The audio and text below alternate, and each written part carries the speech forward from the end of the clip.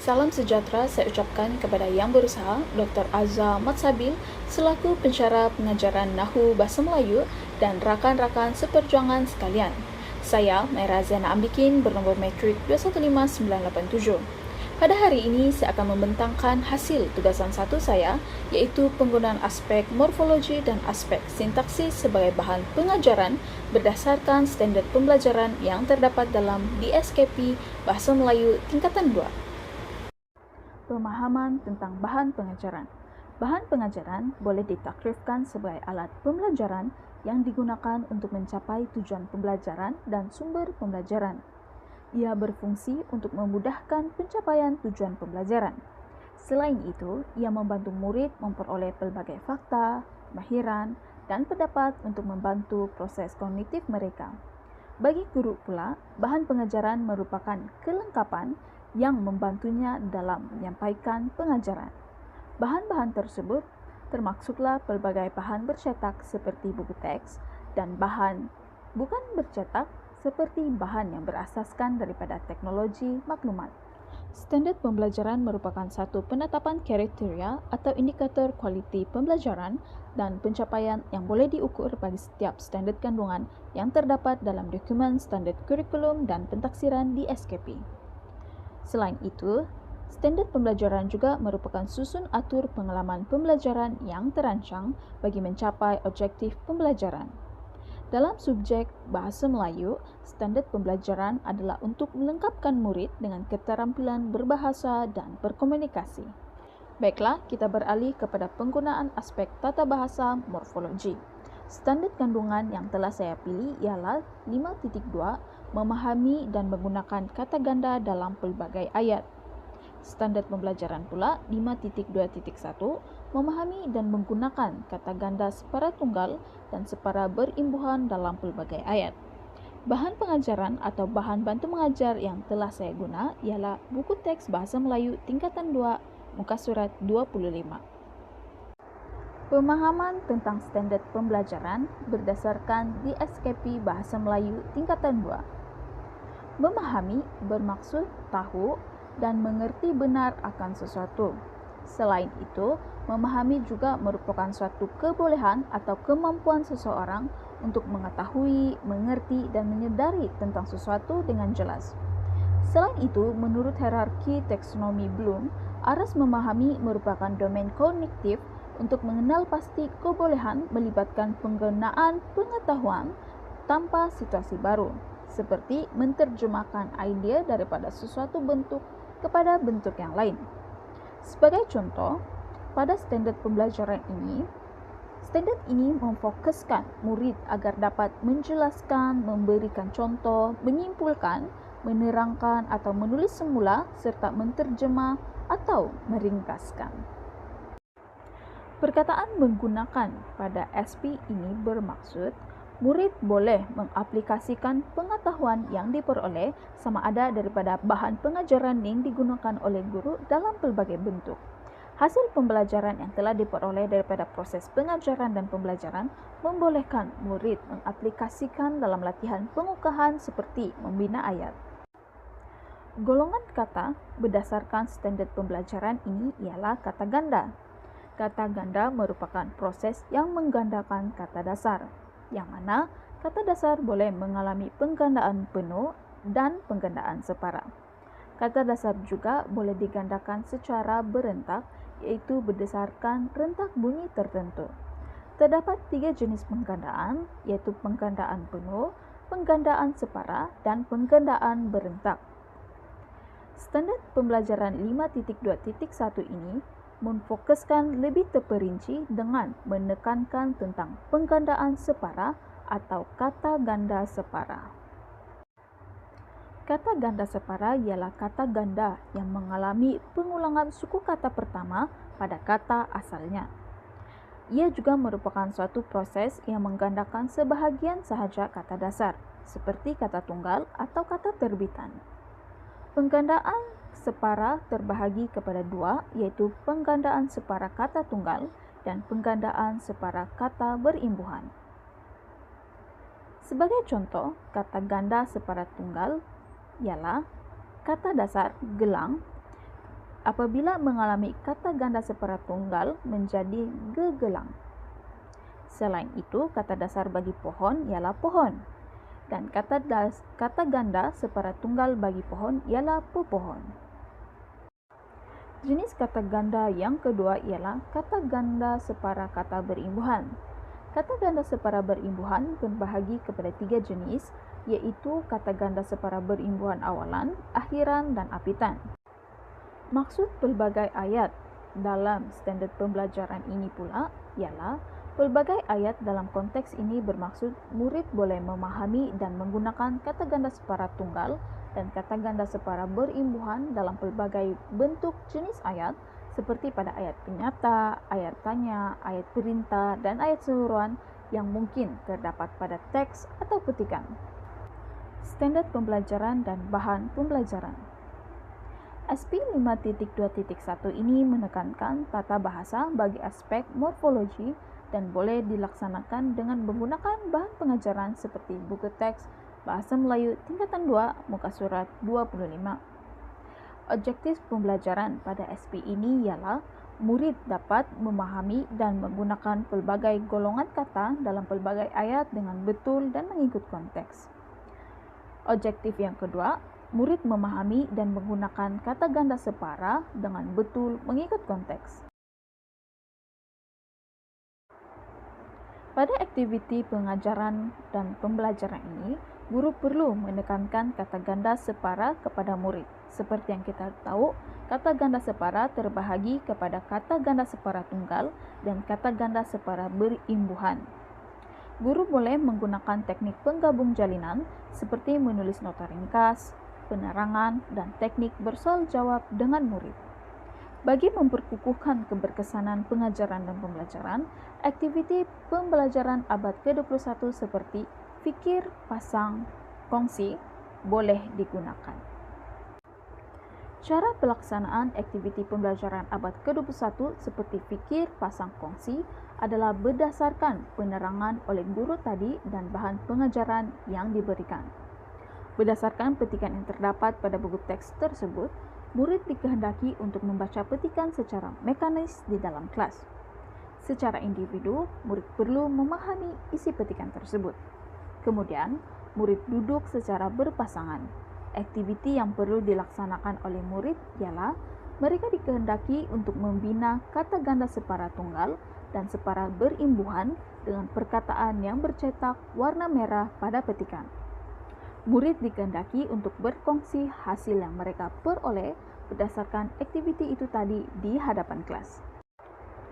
Aktiviti yang boleh guru laksanakan berdasarkan bahan ini ialah guru menghendaki murid untuk membina dialog dengan menggunakan kata ganda tersebut dalam pelbagai jenis ayat.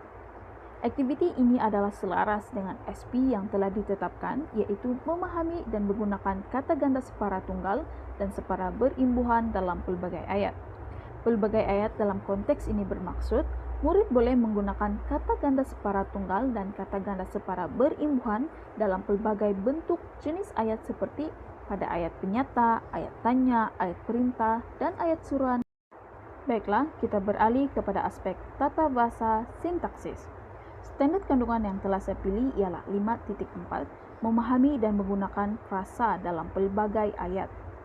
Standard pembelajaran pula 5.4.1, memahami dan menggunakan pelbagai frasa adjektif dengan betul dan tepat mengikut konteks. Bahan pengajaran atau bahan bantu mengajar yang telah saya gunakan ialah buku teks Bahasa Melayu tingkatan 2, muka surat 58. Golongan frasa yang ditekankan pada SP ini ialah frasa adjektif. Frasa adjektif merupakan susunan perkataan yang terdiri daripada satu perkataan atau beberapa perkataan yang mengandungi kata adjektif atau kata sifat sebagai kata intinya. Kata inti merupakan bahagian utama dalam susunan frasa tersebut. Ia berfungsi sebagai predikat dan juga sebagai unsur keterangan dalam predikat. Sebagai unsur keterangan, kata adjektif hadir setelah frasa kerja dan frasa sendi nama. Sebagai contoh frasa adjektif sebagai predikat ialah orang muda itu kacak sungguh. Subjek bagi ayat ini ialah orang muda itu. Manakala predikat, frasa yang dikenali sebagai frasa adjektif ialah kacak sungguh. Berikut merupakan contoh lain, yaitu frasa adjektif sebagai unsur keterangan dalam predikat. Seterusnya, kita beralih kepada binaan frasa adjektif, yaitu unsur pengisi frasa adjektif.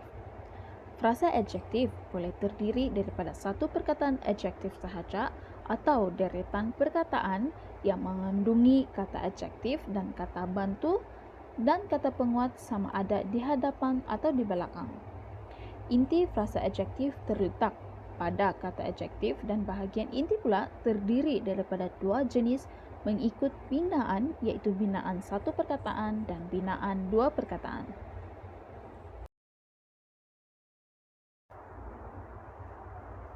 Binaan dua perkataan. Binaan jenis ini terdiri daripada dua perkataan, yaitu kata adjektif tambah kata adjektif. Yang kedua, kata adjektif tambah kata nama. Cantuman kata adjektif dengan kata adjektif atau kata adjektif dengan kata nama membentuk konstituen baharu dan makna baharu.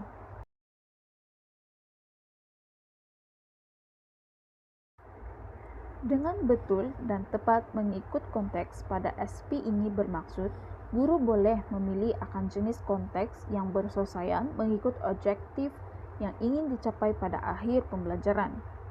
Berdasarkan bahan yang telah digunakan, yaitu buku teks Bahasa Melayu tingkatan 2 muka surat 58, sekiranya murid mampu untuk menganalisis dengan betul dan tepat akan kepelbagaian binaan frasa adjektif yang terdapat pada petikan, maka boleh disimpulkan bahwa murid telah memahami dan boleh menggunakannya sesuai dengan standar pembelajaran yang telah ditetapkan selaras dengan konteks tersebut. Standar pembelajaran dan bahan pembelajaran. Dalam konteks standar pembelajaran 5.4.1 menekankan tentang aspek sintaksis dalam tata bahasa bagi subjek Bahasa Melayu tingkatan 2. Sebelum melaksanakan pengajaran dan pembelajaran PDP menggunakan standar pembelajaran SP ini, semestinya murid telah didedahkan terlebih dahulu berkenaan dengan kata adjektif pada aspek morfologi berdasarkan standar pembelajaran yang telah ditetapkan, yaitu pada standar pembelajaran 5.1.2. Objektif pembelajaran menggunakan bahan pembelajaran tersebut ialah murid dapat memahami dan menganalisis binaan frasa adjektif dengan betul dan tepat mengikut konteks. Yang kedua, murid dapat menghasilkan perenggan yang mempunyai frasa adjektif yang betul dan tepat. Berdasarkan bahan pengajaran tersebut, langkah pengajaran yang perlu dilakukan oleh guru ialah: pertama, guru perlu menerangkan berkenaan dengan frasa adjektif seperti kata adjektif merupakan susunan perkataan yang terdiri daripada satu perkataan atau beberapa perkataan yang mengandungi kata adjektif atau kata sifat sebagai kata inti. Yang kedua, kata inti merupakan bahagian utama dalam susunan frasa adjektif. Yang ketiga, frasa adjektif yang dibincangkan ialah berfungsi sebagai predikat dan sebagai unsur keterangan dalam predikat. Kata adjektif hadir setelah frasa kerja dan frasa sendi nama. Langkah seterusnya yang dilakukan oleh guru ialah guru perlu menekankan tentang binaan frasa adjektif yang terdiri daripada dua jenis mengikut binaan satu perkataan dan binaan dua perkataan. Sebagai contoh, guru perlu menekankan bagaimana membentuk binaan frasa adjektif satu perkataan dan dua perkataan. Setelah guru menekankan frasa adjektif yang perlu difahami oleh murid, guru meminta murid untuk membaca petikan pada buku teks Bahasa Melayu tingkatan 2 muka surat 58 secara mekanis dalam kelas. Seterusnya, murid dikehendaki untuk menganalisis binaan frasa adjektif pada petikan tersebut. Teknik yang boleh digunakan oleh guru ialah teknik menyenaraikan kata adjektif yang terdapat pada petikan. Hal ini lebih memudahkan murid untuk menganalisis kepelbagaian binaan frasa tersebut, sama ada binaan frasa satu perkataan atau binaan dua perkataan.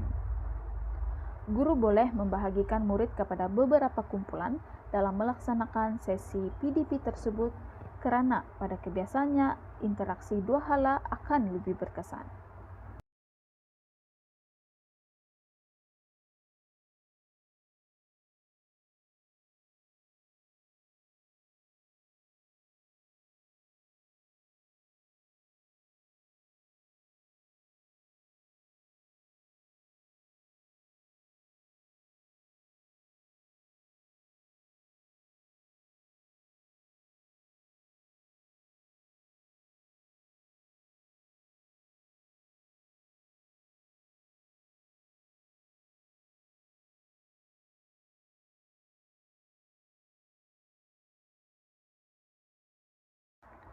Sebagai kesimpulan, guru harus memahami isi pelajaran dan objektif yang hendak dicapai pada sesi tersebut. Penerapan kemahiran dan teknik pengajaran pada abad ke-21 di dalam kelas amatlah berkesan dan berguna untuk guru maupun murid. Standar kandungan dan standar pembelajaran merupakan elemen yang sangat membantu guru untuk merangka sesi pengajaran dan pembelajaran yang berkesan kepada murid. Apabila guru memahami akan konsep yang ditekankan pada standar kandungan dan standar pembelajaran, secara tidak langsung guru mampu mencapai objektif pembelajaran yang ditetapkan. Pengkaedahan dan teknik yang digabung jalinkan dalam sesi pengajaran dan pembelajaran akan lebih meningkatkan lagi tahap keberkesanan pembelajaran di samping menambah ilmu pengetahuan murid dan menjadikan interaksi dua hala kepada murid dengan guru, murid dengan murid, dan murid dengan bahan. Baiklah, demikian itu sahajalah pembentangan saya berkenaan dengan tugasan 1. Sekian, terima kasih.